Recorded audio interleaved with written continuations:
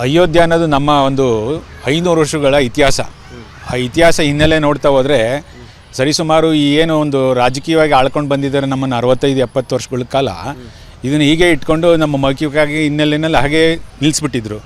ಎಲ್ಲ ಈಗ ಒಂದು ಹಿಂದೂಗಳು ನಾವೆಲ್ಲ ಸೇರಿಕೊಂಡು ಅನ್ನೋದು ಬದಲಾಗಿ ಹಿಂದೂ ರಾಷ್ಟ್ರದಲ್ಲಿ ನಾವು ಮುಂದುವರೆದಂಥ ಭಾಗದಲ್ಲಿ ಇವತ್ತು ನಮಗೆ ಒಂದು ರಾಮನೇ ಬಂದು ಇಲ್ಲಿ 500 ಇತಿಹಾಸಗಳನ್ನ ಬ್ರೇಕ್ ಮಾಡಿದ್ದಾರೆ ಇತಿಹಾಸನ. ಹಾಗಾಗಿ ನಾವು ಮುಂದಿನ ಭಾಗದಲ್ಲಿ ನಾವು ಇನ್ನೂ ಮುಂದೆ ಅಯೋಧ್ಯೆಗೆ ಅಲ್ಲದೆ ಇನ್ನೂ ಜ್ಞಾನವಾಪಿ ಮಸೀದಿಗಳು ಮತ್ತೊಂದು ಇನ್ನೂ ಏನೋ ಒಂದು ನಾವು ರಾಜರ ಕಾಲದಲ್ಲಿ 17ನೇ ಶತಮಾನ 15ನೇ ಶತಮಾನದಲ್ಲಿ ಕಟ್ಟಿರ್ತಕ್ಕಂಥ ದೇವಸ್ಥಾನಗಳ ಉದಾಹರಣೆಗಳಲ್ಲಿ ಇವತ್ತು ಸಿಗ್ತಾ ಇರ್ತಕ್ಕಂಥ ಐಟಮ್ಗಳು ನೋಡ್ತಿದ್ರೆ ಹಿಂದೂ ರಾಷ್ಟ್ರವಾಗಿ ನಿರ್ಮಾಣ ಆಗೋದ್ರಲ್ಲಿ ಎರಡು ಮಾತಿಲ್ಲ ಸರ್. ಇವತ್ತು ಅಲ್ಲ, ಈಗ ಕೆಲವೊಂದು ಪಕ್ಷಗಳು ರಾಜಕೀಯ ಪಕ್ಷಗಳು ಹೇಳ್ತವೆ ರಾಮನನ್ನು ರಾಜಕಾರಣ ಮಾಡೋದು ತಗೊಂಬರ್ತಾ ಇದ್ದಾರೆ ಅನ್ನೋ ಒಂದು ಮಾತು ಕೂಡ ಹೇಳ್ತಾ ಇದ್ದಾರೆ. ಏನು ಹೇಳ್ತಾರೆ ಅದ್ರ ಬಗ್ಗೆ ಸರ್? ಅದೇ ಬೇರೆ. ಹಾಗಾಗಿ ರಾಜಕೀಯ ಇಷ್ಟು ವರ್ಷ ಬೇಕಾಗಿತ್ತು ಸರ್. ಇವಾಗ 65-70 ವರ್ಷಗಳ ಹಿನ್ನೆಲೆಯಲ್ಲಿ ಅದನ್ನು ಉಳಿಸ್ಕೊಂಡು ನಮ್ಮನ್ನು ಅಯೋಧ್ಯೆಗೆ ಎಲೆಕ್ಷನ್ ರಾಜಕೀಯವಾಗಿ ಬಳಸ್ಕೊಂಡಿದ್ದೇ ಅದು ಪ್ರೂಫ್ ಆಗಿದೆ ಇವತ್ತು. ಹಾಗಾಗಿ ನಾವು 9 ವರ್ಷದಲ್ಲಿ ನಮ್ಮ 4 ವರ್ಷ ಅಲ್ಲ ಸರ್, ಈಗ ಸುಪ್ರೀಂ ಕೋರ್ಟ್ ಏನು ಹೇಳ್ತು 4 ವರ್ಷ ಹಿಂದೆ ಕೊಟ್ಟಿದ್ದು, ಇದನ್ನು ಅವತ್ತೇ ಕೊಡ್ಬೋದಿತ್ತು.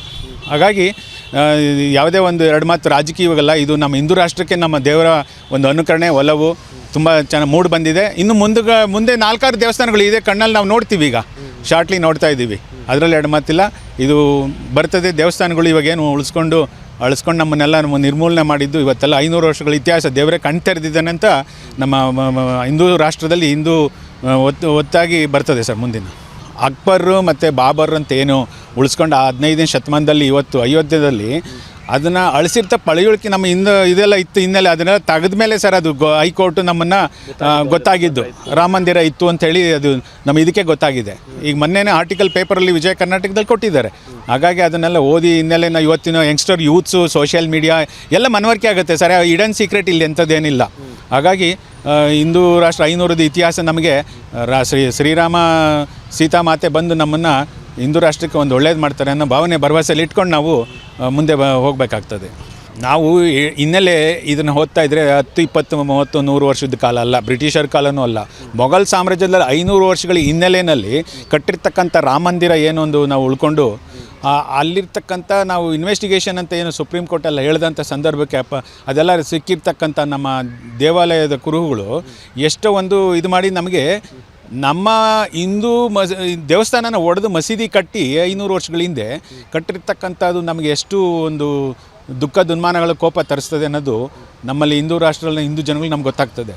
ಹಾಗಾಗಿ ಇಂಥ ದೇವಸ್ಥಾನಗಳನ್ನ ನಾವು ಇವಾಗ ಜ್ಞಾನವಾಪಿ ಮಸೀದಿಗೂ ಪುರಾವೆ ಪ್ರೂಫು ಈಗ ಸುಪ್ರೀಂ ಕೋರ್ಟ್ ಹೇಳಿದೆ. ಅದರಲ್ಲಿ ಏನು ಉಳಿದಿದೆ ಅದನ್ನೆಲ್ಲ ಸರ್ವೆ ಮಾಡಿ ಕೊಟ್ಟಿದ್ದಾರೆ. ಅದರಲ್ಲೂ ಸಿಕ್ಕಿದೆ, 5-6 ಸಾಕ್ಷಿಗಳು ಸಿಕ್ಕಿದೆ. ಸ್ವಾದಿಷ್ಟತೆಯ ಸ್ವಾದ, ತಾಜಾತನದ ಆಹ್ಲಾದ, ಉತ್ತಮ ಆರೋಗ್ಯ ಮತ್ತು ಹೆಚ್ಚಿನ ರೋಗ ನಿರೋಧಕ ಶಕ್ತಿಯ ವೃದ್ಧಿಗೆ ಈಗ ನಿಮಗೆ ಸಿಗುತ್ತಿದೆ ಉತ್ತಮ ಗುಣಮಟ್ಟದ ಪೌಷ್ಟಿಕಾಂಶ. Shri Vaidik millet health mix, ಇದು ಸಿರಿಧಾನ್ಯಗಳ ಸಂಪತ್ತು.